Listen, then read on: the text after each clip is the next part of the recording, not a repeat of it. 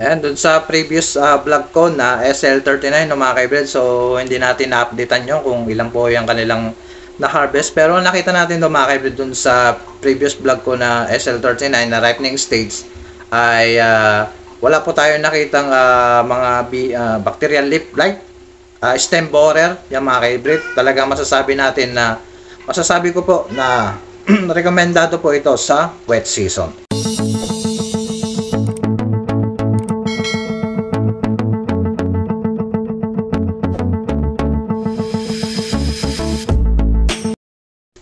Magandang araw mga ka-hybrid, Lakbay Farm Vlog. Nagbabalik muli sa aking YouTube channel. At kung bago ka lang sa aking YouTube channel, huwag mo kalimutan mag-subscribe.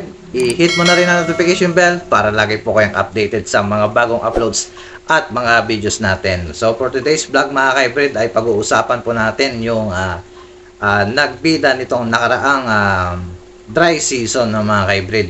So pagpasensya nyo na yung aking lugar at medyo mainit po sa ating kapaligiran at sobrang nakaka-heat stroke po yung araw, yung sinag ng araw mga kaibigan. So dito na lang tayong pag-uusapan natin ngayon yung nag-trending, nagbida nitong nakaraang dry season ng almost 90%. Halos dito sa aming lugar ay naka-harvest na mga ka-hybrid at halos wala ka na makikita rito na konti pa ilan na lang yung mga natitira na lang na magha-harvest dito sa aming lugar.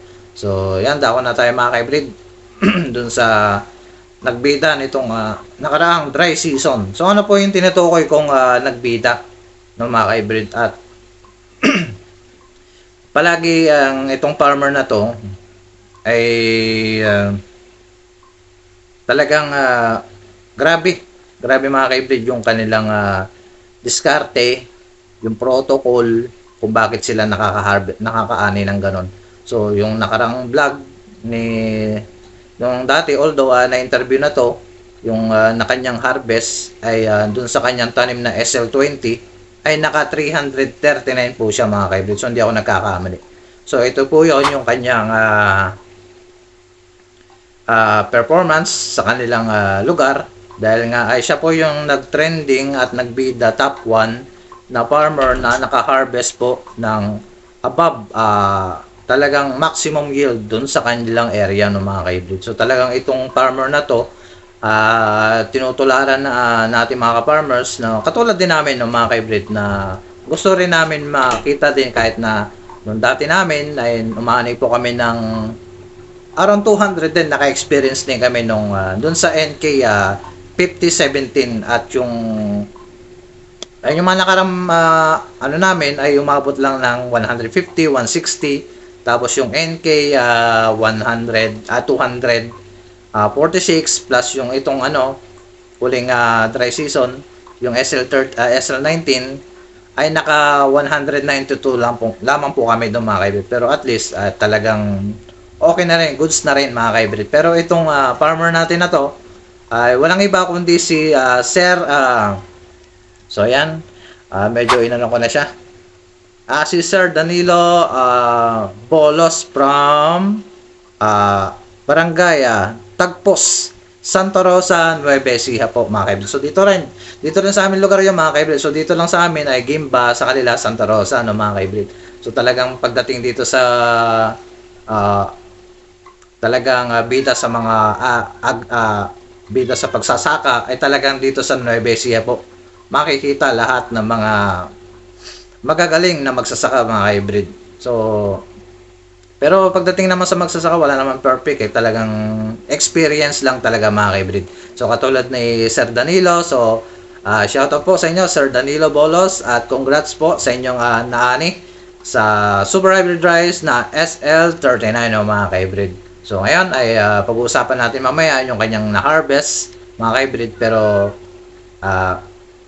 syempre sa mga nahihirapan pa rin mga ka-hybrid na magtanim kung ano po ba yung binhi ng inyong iaabil.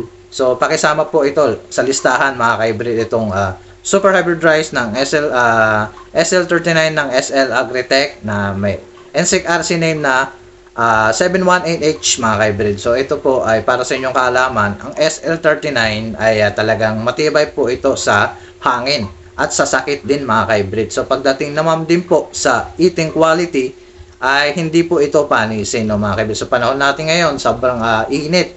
So pagdating sa eating quality ng bigas ng pag kayo po ay nagluto ng bigas ng SL39 ay matagal po ito mapanis no mga kaibigan. So hindi katulad sa mga other rice na varieties ay talagang iba yung pagkaganitong panahon natin, sobrang init at talagang nakaka-heat stroke ay talagang mapapanis at mabilis po ang kanin. Hindi katulad nitong SL39 ay talagang ito po ay talaga ay hindi panisin. So tumatagal po sa kanyang lifespan ng kanyang yung aromatic para po hindi po maging panis yung kanyang kanin ng mga kaibigan. So in terms of BLB tolerance din po ito ang SL39 halos dun sa nakita natin.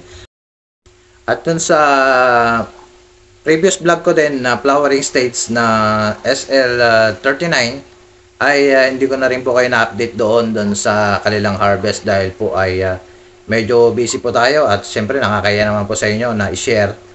Iba-vlog ko yon na hindi kumpleto po yung mga detalye no, mga kaibigan. So ito na yung pinaka ano nyo po, no? Konting tip lang na pwede nyo po makuha rito sa SL39 no, kahit hindi ko po nakuha yung actual na harvest dun sa mga previous vlog ko na SL39, pero ito mga kaibigan, at ito ay kinuha ko po ito sa Facebook page, group chat, group page po ng mga farmer at nakita po natin itong si Sir Danilo Bolos ay although talagang napaka galing po nitong farmer na to, talagang ginagaya na po ito ng ating mga farmers na gustong tularan siya na paano ba yung technique, tips na kanyang ginawa para po maka-harvest po ng ganong kalaki sa kanyang area, sa inyong area mga ka-hybrid. So pag-uusapan natin so yan sa kanyang tanim na SL39, so naka 16.1 po siya doon sa kanyang area na 12.964 square meter po mga ka-hybrid, na halos umabot po ng 1.4 1.3 hectares po ang kanyang land area. So ang total na kanyang na-harvest mga ka-hybrid ay wala nyo mga ka-hybrid ay talagang umabot po ng 300 above. So 326 po yung kanyang actual na na-harvest sa kanyang area na 1.3 hectares no mga ka-hybrid. So talagang napakarami po ng kanyang na-harvest. Katulad din po ng tinanim niyang SL20 na 339. So talagang magaling na farmer po itong ating kababayan na si Sir Danilo Bolos to, mga ka-hybrid. So kanyang average weight kilos ayan 64 per kilo per kabans. So nag-harvest po sila nung nitong April 12, 2024 po mga ka-hybrid. Ang kanyang total price per kilo ng kanyang tanim ay yung timbang po ay 23.50. So medyo okay na rin po yun, yung presyo na po yun. So dito sa amin ngayon, nasa 25 na po ngayon ang per kilo po dito sa aming lugar na Gimba, Nueva Ecija, no, mga ka-hybrid. So hindi na rin masama yung 23 at malaki na rin po yun. Yung sa amin 24 mga ka-hybrid ay talagang goods na talaga. So ang kanyang gross profit po mga ka-hybrid, so yun sa amin nasa 200 plus. So sa amin ay sa kanya ay nasa 490,304 mga ka-hybrid. So tingnan mo mga ka-hybrid, talagang napakagaling po nitong farmer natin na si Sir Bolos. Yan mga ka-hybrid ay talagang so pagdating ng panahon at ma-interview natin to si Sir Bolos, pagka tayo ay nagkaroon ng time, makadayo po sa kanyang lugar, alamin natin yung kanyang protocol. So na-share naman na ito ng isang vlogger natin na si Sir GMG Agri TV, si Sir Kasaksid. Shoutout muli Sir.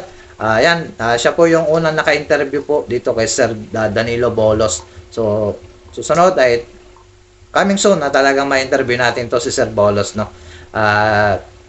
Makita natin yung kanyang ma-interview natin yung kanyang protocol. Pero sa ngayon, yung kalimitan na protocol na ginagamit ngayon natin ay mga farmer technique at isi-share ko dyan sa aking description below. Paki-review na lang po mga ka-hybrid at susubukan natin na alamin at i-research yung kanyang ginamit na protocol at ilalagay ko po sa aking description below po mga ka-hybrid. Sa mga gusto pong sa mga pong nagtatanong na kung ano po yung magiging protocol nitong SL39 na pwede nyo pong itanim nitong darating na wet season ng mga ka-hybrid.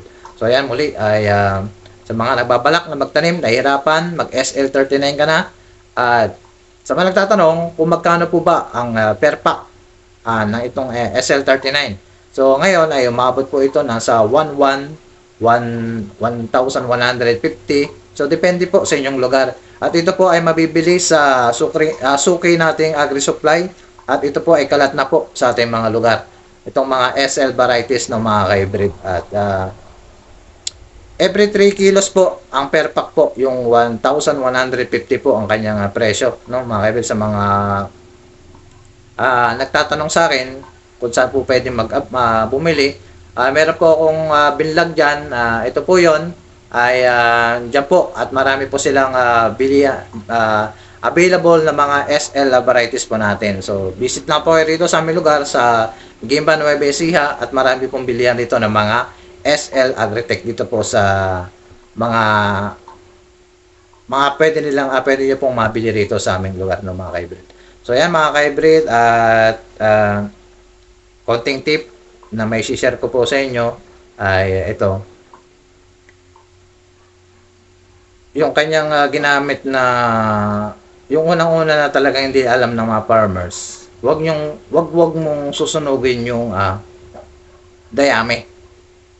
Ayan mga kaibigan, yung iba sinusunog dahil nga pagka sinunog ay yung nasunog ay yung magiging magandang kondisyon ng lupa. So mali po yon. Kailangan wag mong sunugin yon. Bubulukin mo po yon mga ka-hybrid. Bubulukin mo yon. Katulad po ng ginawa ni Sir Danilo Bolos. Ganun din po ang kanyang ginawa. Huwag mong susunugin yung mga ipa. Na kunyari, nag-harvest kayo. Nag-harvest, yung mga yung harvester, talagang iniiwan lang doon. Hayaan nyo lang doon na pagdating na nitong darating na wet season, pagka inararo nyo po yun, kasama po yung dayami, bulukin nyo lang po yun 1 week. Yan, 5 days, 1 week. Yan po mga ka-hybrid. Kayo po ay